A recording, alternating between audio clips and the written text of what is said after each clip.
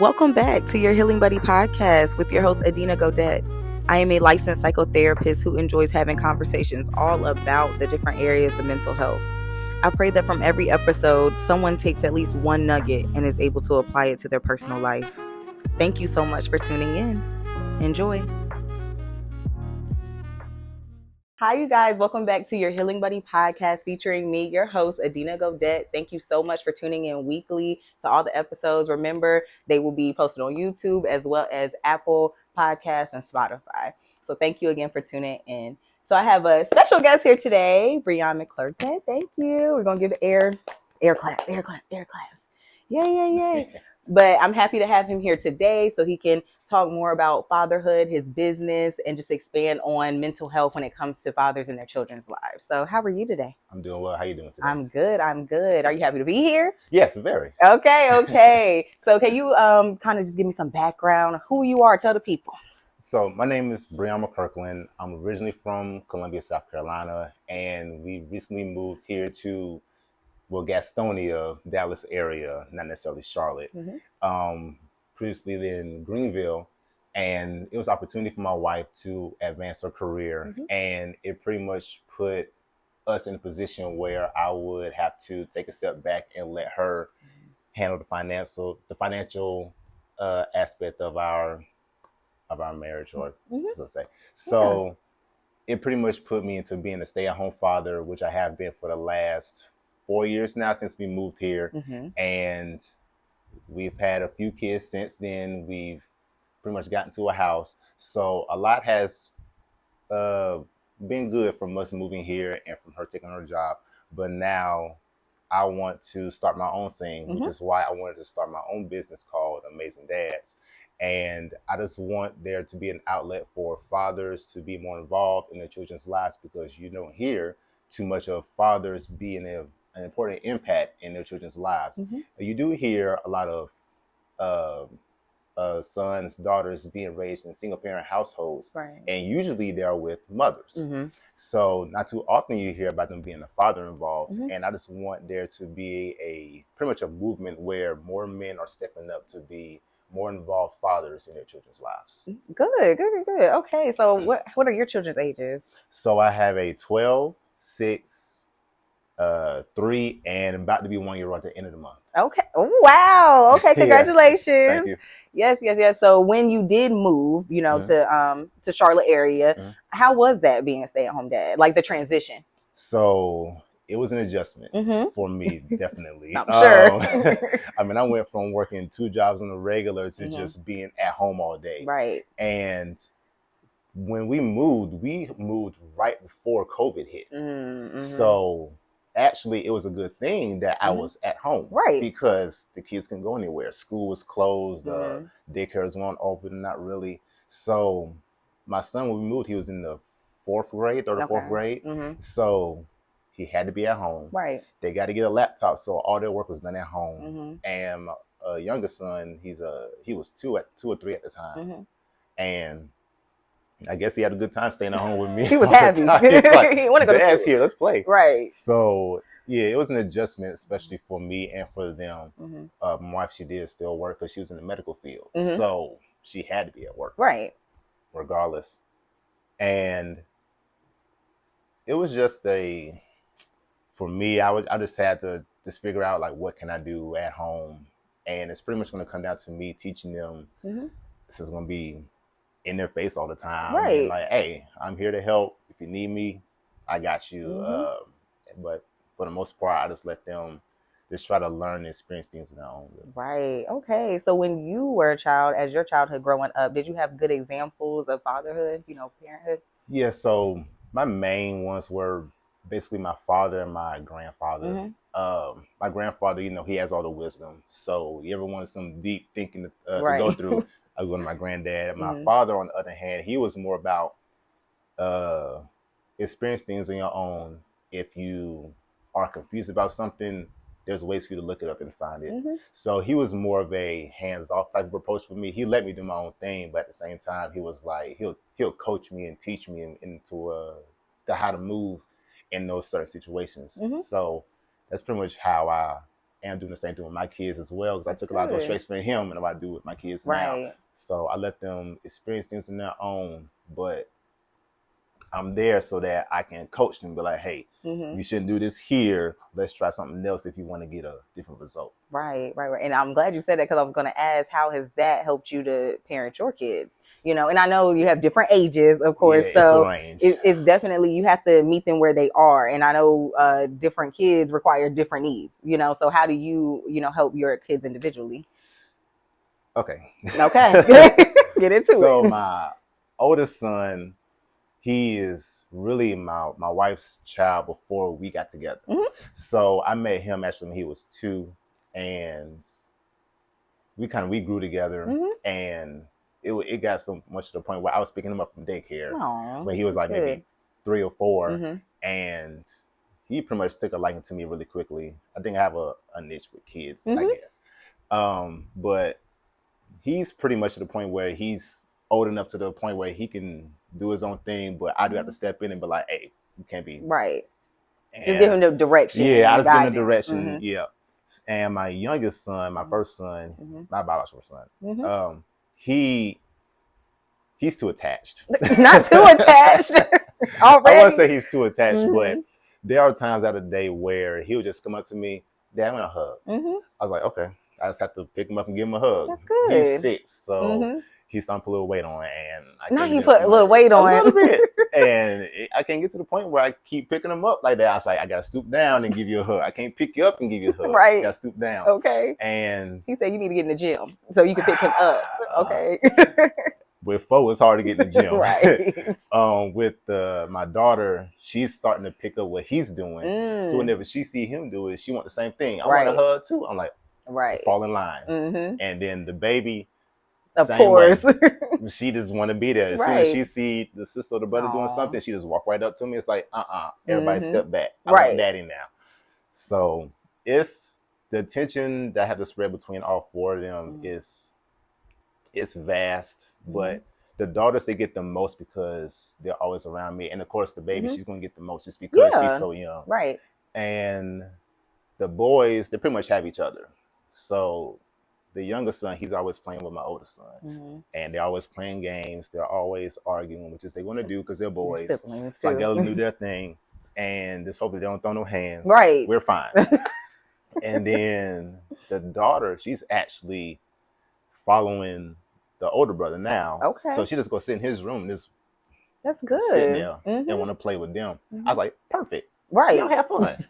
And then I just had the baby to myself at that point, and then hopefully she'll take a nap, or if I can get some stuff done, I'm able to. Right. And I do give the older son more responsibility. It's like, hey, come watch your sister so I can do something real quick. So I'm getting more into giving him more responsibility so that he can learn to know what he should be doing if I need him to be doing something. Right, and definitely help him even with socially, right? So, because he has his peers, right, that he socializes with. But when you have younger siblings, you can also learn how to nurture as well, you know, in a manly way. Because I know, yes, definitely. So it's good. And also, I love how you said, with your youngest son, if he comes and asks, hey, can I get a hug? You give it to him, you know? So that's something that a lot of fathers don't do. You know, I've talked to so many clients and they're like, well, you know, he got to be a man and he can't do that. And I'm like, nah.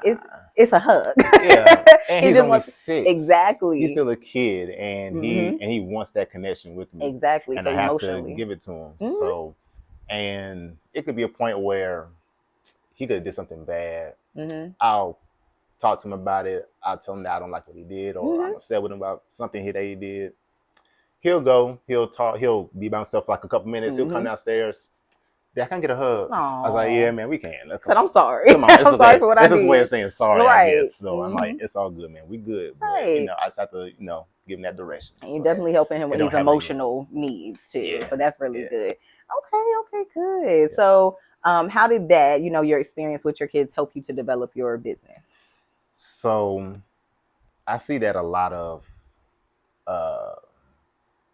men are kind of, well, I see it a little bit more now, but it hasn't been a big thing with fathers or men being more of a positive influence on children. And I just wanted to put a positive outlet for us men to be more involved with their kids' lives because it is important for their growth, for one. Right. And we can teach them things differently and in a way that they may grasp differently from what maybe a woman may be able to. Right. Not saying that women can't, but they do. But no, different needs. And it's just a different way to reach out to them, and it may stick. So, and you also hear like a lot of coaches being influencing kids' lives, and it's Right. usually a male coach, or it could be even be a PE teacher in school. Right. And some men in some type of position where they are in front of children, they all have had some influence on children in a way where, this teacher really helped me in a way where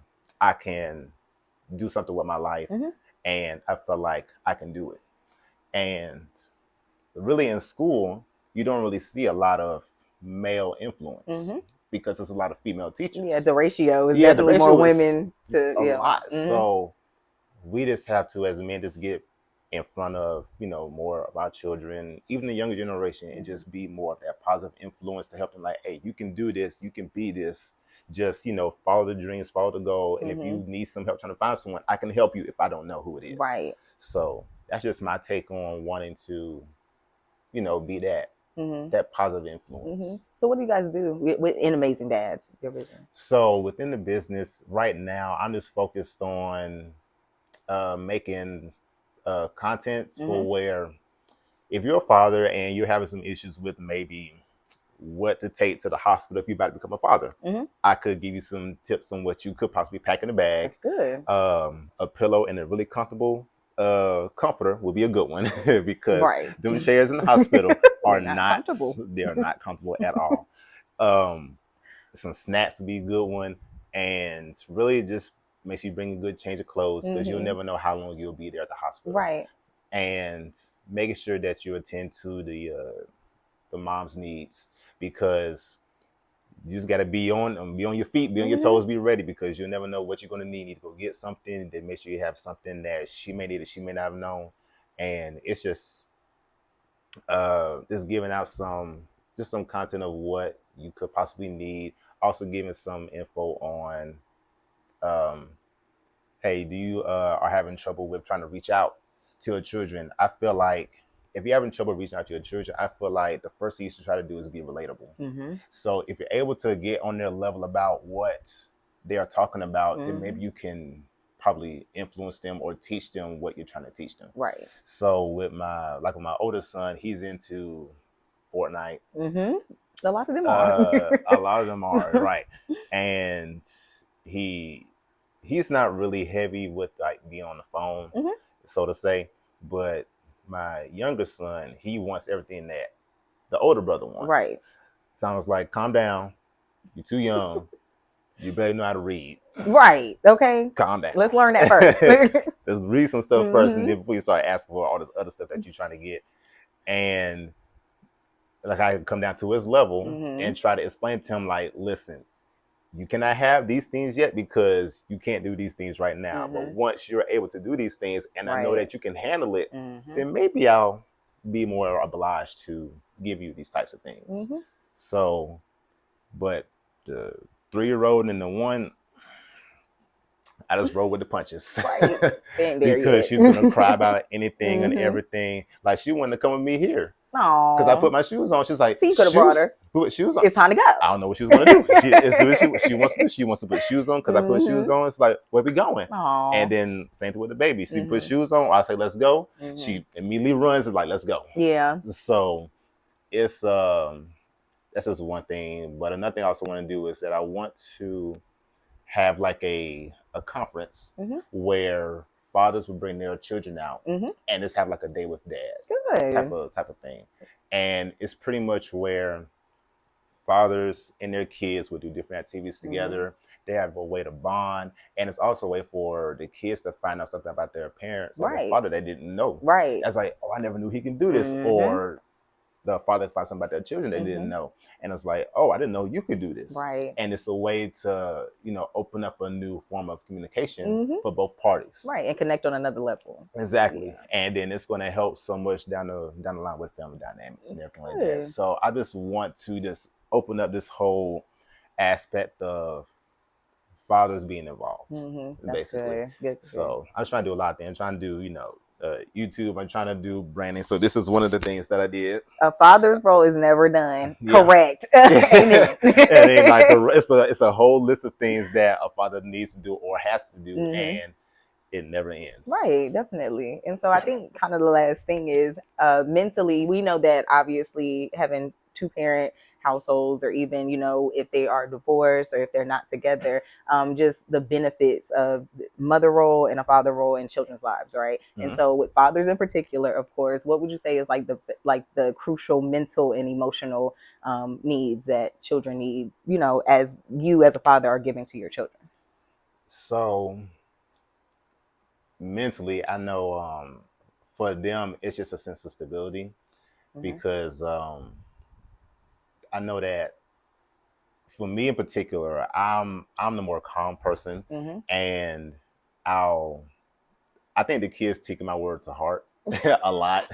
So if I tell them that something isn't right or they did something wrong, they'll really look at me with like, oh, I really messed up. Yeah. It's like, yeah, you did. Daddy So saying something. yeah, so it's really so it's like, dad said it. So it's like, yeah, Right. I think and for me, I know I've had times where I feel like I was losing myself with, kids pull me everywhere. So just for me just to be stable in my thing, like I found time to meditate. Especially it'd be mostly at night after she takes the kids to bed. My wife takes the kids to bed.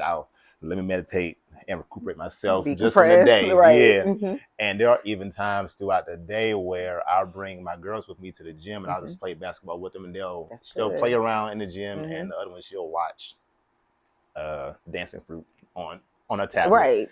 And it's that's just a way for me to have some type of outlet. Right. And there's hardly anybody there every time I go, which is perfectly fine with me. And I kind of want to open up that as well for like bringing fathers to the gym with me, so that their kids and my kids can also have to, play together, and fathers have a chance to get with their mental other fathers. health. So fathers can get together and kids get together. So I guess it's a best of both worlds type of thing. So just so that we know that we're not the only ones, that's in this. Yeah, good. And so emotionally, I'm sorry, I know I said the last, but even emotionally, again, like you said before, you try to take to their emotional needs as well. And as a man, how do you, show them that it's okay, to express themselves? My youngest son, he's probably the most emotional one out of probably all the kids right now, because the other ones haven't really gotten to that point yet. And he starts to really like get into whatever he's getting into, like whatever game he's getting to. If he doesn't beat it, he gets mad, he starts crying, he throws stuff. I'm like, oh, whoa, whoa, whoa. I'm like, yo, you can't be throwing stuff for one. Tantrums already. This is probably not your stuff. This is probably your brother's stuff. And you can't be losing your control over something that's just a game that we can just put up. And it's temporary. So yeah, it's really just for the moment. And I tell him like, all right. And every time I tell him, I'm like, if you lose, take a step back and tell yourself, I'll get it next time. So I was like, keep telling yourself that, because the next time could be the time you beat it. And then I'll tell him like, if also you still can't beat it, just take a step back and just relax for a little bit. Take some time to yourself, cool off, sit down. If you're gonna be upset, you're gonna be upset. I understand. I was there. I used to be little playing games like that, couldn't be at the level, and I just be ready just to. It's like, you know what? Maybe next time I get it. So I keep telling him that it's like, every time you play it, you start to learn something more from it. So don't take it always as a loss. Just take it as like, all right, I learned what to do next time. So maybe the next time I do play it, I'll beat it. So I'm just trying to give him a more positive outlook to not giving up if things are not going his way, instead of just going at a different angle, and maybe you'll get the results you're looking for. But also that's good, because you allow him to say, hey, you can still have this feeling. I've had this feeling. We're all going to have feelings, but handle it in a different way. So that's good. Yes. Okay, so I know you said that when you had moved, that was a transition for you, when you and your family had moved like right before COVID. And so how was that for you specifically on your mental health? So before we moved, when we was living in Greenville, Easley area, we pretty much had like a good established little nest, because the job I was working, it was actually in my career that I went to school for, which is in recreation sport management. I was the assistant director at a recreation center, and I've been there so long, I pretty much just knew everything that went on there. And, you kind of have like notoriety there. Notoriety? Yeah. Notoriety there. That's right. In that job, and I felt comfortable. Okay. So there was also that thing in the back of my head that, I feel like I should be doing more. I want to advance myself. Right. So it got to the point where my wife, she actually got booted out her job, basically. Wow. Okay. And, her opportunity of her working in her career field pretty much got taken away from her. So now it's like, where do we go from here? She just trying to find a job just to make it at this point. I'm working in my field. Right. I didn't feel like it was fair for her that what they did. So opportunity comes up where we can move here, and it was a pay bump, which was good. Right. And I was like, well, I wasn't really too worried. For me, it was more like, if we can make more money, we'll be able to save money because we can put the kids in daycare if I'm going to stay home. Right. Which I was fine with, because daycare costs too much. So much. I'm not going to pay for daycare that costs about as much as my rent at the time. Right. I was like, no. So we made the move. She starts working in her career. And, back in my head, I was kind of like, I had some good friends. I had some good people here. I was in my job, a lot of people. But I think we talked about it, and it was kind of like, I didn't want her to miss out on, her thing to grow, where I wasn't really going anywhere in my job. I was just pretty much just like I said, I was stuck. I was comfortable, and something needed to shape. Right. So I was just like, well, with us moving to this different area, maybe it'll push myself to actually say I want to do something that's for me instead of going to work. And we got to be uncomfortable for us to grow. So. Exactly. So got to get comfortable being uncomfortable. So I was like, well, let's do it. And it pretty much worked out for us in my sense. And I feel like with us moving, I feel like there was times where I felt like it was too much for me, being at home all the time. And I felt like I was stuck and I couldn't do anything. And you were active before, very active, going outside and doing things. Of course, because before we moved, I had guys I would call up, was like, hey, y'all going to the gym today? And I would take my son with me, because they had sons as well. Okay, good. So I was basically playing with other fathers. And I was like, yeah, man, I'll bring the kids and they can play, blah, blah, blah. I was like, word. Then let's go. We can play, the kids will play, and then they'll do their own little thing. And it was pretty much like I said, it was a comfortable setting for everyone. And it just had to be a change where there was some time to grow. And I think this opened up the opportunity for her in her field, which is what she wanted to do. And I guess it also opened up for me where I wanted to be an entrepreneur and having my own thing for myself, so that I don't have to be tied down to someone's, schedule. Right. Like that. Yeah. And I think it also gives me more time to spend with my kids. And I think, well, actually my end goal for doing all this is actually, I want to be able to retire my wife so that she also wants to be involved with the kids' life as well, because her job is so demanding. Right. She's not home enough to even spend that time with them. Right. Which is why the kids are too attached to me. Right. That's all you know right now. That's good. Yeah. Okay. So just going back. So when you did move and it was an uncomfortable adjustment, how did you cope with that? So at first it was cool, because at first it's kind of like, man, I ain't gonna run no job. I just wake up whenever, and then I have the kids. But then after a while, it's kind of like, man, I got nowhere to go or nothing to do. No outlet. And and from a man's standpoint, we kind of feel like we need to contribute in every way. And I talked to my wife about this a lot. I feel like I need to be doing something, because I don't feel like I was contributing enough to the household. And she always reassured me, say, no, you're doing enough, because not a lot of people will want to do what you're doing right now. Right. I was like, not a lot of people want to stay at home with their kids all day. That's a job too. And it feels like a job. And, I think I've got to the point where I'm able to maneuver in different ways where I can take the kids with me to the gym, all four of them, because I have the oldest one watch the babies, and the two sons, they'll play basketball too, or whatever sport they want to play, and they will pretty much just do their own thing, and I would just work on saying, hey, if she starts to get out of hand, let me know, and I can stop what I'm doing if you need help with something. Right. So just know that he doesn't neglect y'all when you're here at the gym. Don't worry about that. So I decided to find my own, like I said, my own outlet within those moments. And like I said, my wife, she did reassure me, and it kind of helped me just to be like, okay, well, I just want to make sure I do enough so that when you get home, you got to worry about nothing. Right. So I do most of the cooking. I can cook. Don't worry. Period. I can cook. I try to keep the house somewhat clean, but with 4 kids, a 3-year-old, 1-year-old, it's tough. Yeah. There's toys everywhere. Watch your feet. Do you have a system for them? You know, to clean, because I mean, if you always have to clean up after them, they at a point where, you know, clean up, clean up after yourself. At a certain daughter, point. She does not. Her system is if she see blocks, she pour them. And the way she does it is she'll look at me when she do it, because she knows what she's doing. Right. Like she'll get the bag, not look at you, just dump everything. Like, no, we gotta clean this up. Right. At a certain point. The new system is going to be, I'm going to pack everything up and it's going to Goodwill.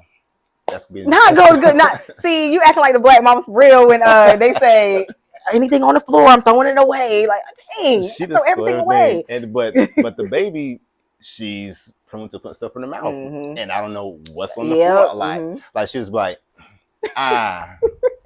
they should look at me and be like, she has something in the mouth. She'd be just looking at me like, like, come and try to take run. It. Right. And I'm like, no, we got to get this out your mouth. I don't have a choking baby on my clock. Right. So, but I think this has been normal for me because I've been babysitting family members, kids, and little cousins for ever since I was 13, 12. So I'm used to being around children. So it wasn't really that bad of an adjustment. It's just more like everyday thing, and I wasn't really getting paid for it. Yeah, you couldn't give babysitting, give them back. Babysitter was like, you take them. At this point, they stay with me all night. Right. So, good. Okay, so in that you basically found an outlet to take your kids with you, you know, so that was good, and you made a compromise as well with your oldest to say, hey, thank you for helping, and if you need it, I'm here too. You know, of course, I let them know that I'm appreciative of them trying to, help out. And I also told my oldest that he needs to not be selfish because his younger siblings will look up to him, of course, a lot, especially his younger brother, which he is always around. And then I told him soon enough, the sister's gonna be right there, then the other one's gonna be right there too. Because if they can't come to me or your mama, they're gonna come to you. Right. They will always. They will. So I said, no, they will come to you. So I was trying to prepare him in some way, just to know that he's somewhat ready to handle that type of responsibility if that time rises. Right. So that's why I'm trying to teach him how to cook. That's good though. That's a basic skill that everybody has to know. It's not just men and women. Right. He needs to know how to cook. So can I ask this too? Because I'm the oldest of my siblings, right? And is there a difference? Of course, you have to teach him certain things because he is the oldest, right? But how do you also make sure that he can know, like, okay, I can get my attention as well, I can get the validation I need as well, and it's not just I'm a third parent, you know? How do you do that for him to kind of balance it? So a lot of the times I'll always talk to him like, is there anything that you want to do, outside of the house? Because he has friends as well, and like he'll ask me all the time, like, hey, can I go to so-and-so house to have a little party? I'm like, yeah, I mean, if you want to, it's like, as long as they ain't doing nothing crazy. Right. Don't come back smelling like stuff. It's like, it's okay if you want to, hang out with your friends. And I try to give him his own, his own space, and not to put too much on him that I don't feel like he's ready to take on. And I know it could be a lot on him because, he's only 12. Right. And but so much you can ask him to do at the age of 12. Right. And I just want him to know, well, also in your sense of being the older sibling, that I appreciate him just trying and just to be able to help in either way possible. And it's like, hey, I know you couldn't probably do something that you wanted to do, but let's, work on something else that you can probably do that you really, really want to do. I think later on this year he's going to some little invitation that I think his uncle's going to take him to. Oh, good. And it's just a way of them, like his uncle wanted to be like, hey, you're doing what you're supposed to be doing. We appreciate you doing all that. Mm-hmm. Let's reward you in some sense. That's great. Just so that we are acknowledging that he'll do it. That's also something I'm doing also in my episodes. So I'm giving a shout out to each of the kids in their own little thing. I'm like, hey, good job on, he's in track. So, and I'm proud of him for even trying out for the team, making the team. Right. And, going forth and putting forth the effort. Good. Really. And then also for my younger son, like, hey, I'm proud of you for, not getting too upset about the game and not breaking your brother's stuff. Progress. Because that's money that we're not shelling out. The 3-year-old for potty training, because that's been a journey and it still is. And I don't know what more the baby can do, but she's been walking ever since she was 9 months. So it's like, go ahead, baby. You're walking. She ahead. So so I'm just trying to give everybody their own little shout outs at the end of episodes, just so that the kids know that I'm watching and I acknowledge what they're doing. And I'm proud of them for even trying out new things or even doing the things that I wouldn't expect them to do. Right. Okay, so even my last thing with that, I know before when you first moved, that was before COVID. So now, what would you say are your outlets now? So now, like for your mental health, I'm sorry. For my mental health right now, one is the meditation that I like to do at night.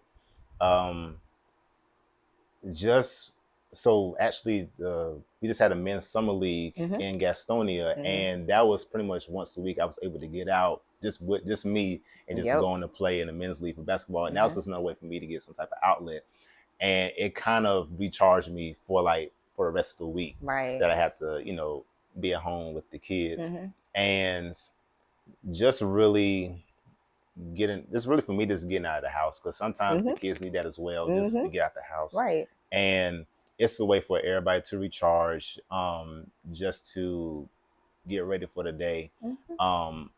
Also taking cold showers is also good as well. Yes, it shocks your body and kind of keeps you. Yes, it keeps you grounded. But works. I'm not doing that. Okay, so it works. So try it. It works. Like it kind of it does shock your body. Yes. It's like you feel like a sensation go through your neck, and it's like, yo, okay, I need to do this more often. So that kind of resets you for the day. It kind of bounces you out, and it kind of helps me focus on what needs to be done. That's good. That's a way to start the day off as well. Okay, so you take a full so this is what I tell my clients too. You can take a full one if you want to, but also it's also beneficial even to just have it for a second, like maybe good 5 seconds, 10 seconds, and then you can take you take a full. Okay, you strong. All right, but good. It helps you. It's a full one. Like the full shower is cold, so I don't change it to hot later on. No, it's full cold.